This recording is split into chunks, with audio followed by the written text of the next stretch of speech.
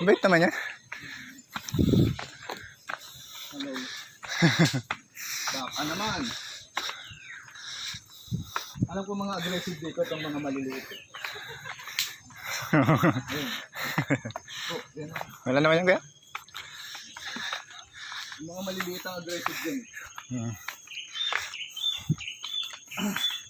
Na-challenge ako sa inyo mga bata. Baka ako suwatin niyo. Bakit? Kinentuhan ka pa ni Gab-Gab? Oo, kasi sinuwag daw siya yan eh. Kaya Tikrisyo. Baka puro kalokohan lang na. Maliit daw, maliit. Ay, yung mali talaga. Pwede yun. Yung gab-gab siya eh. Saan mo yung baka doon? Ako daw. Tinakot ka ba talaga? Ay, ito ang ganda ng kulay yun. Kaya nga yun.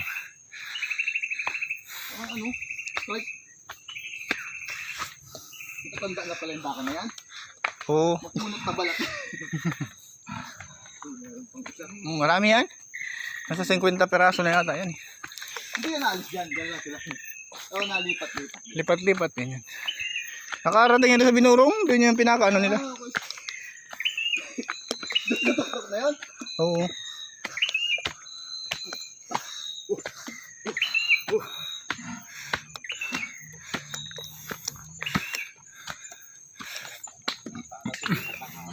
Wow, na wow.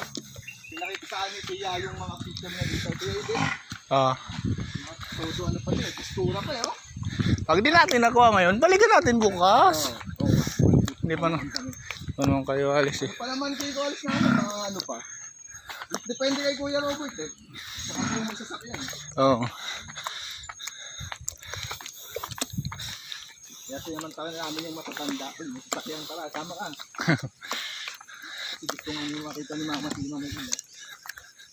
Si Mama Gila din. Station 2. Ayan, tama.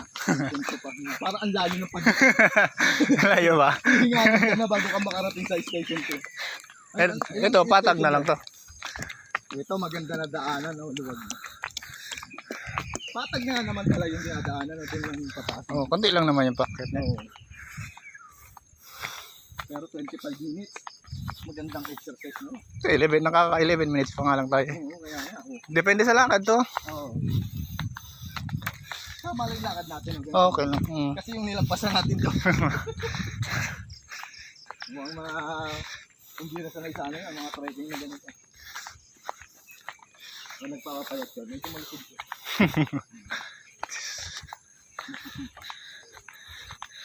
Akala ko nga, maputik na dito eh. Yun nga sabi niya ito eh. Kasi hindi naman. Konti lang pala yung ulan. Oh, tsaka mainit pa yung lupa. Hindi naman basta-basta makahanin.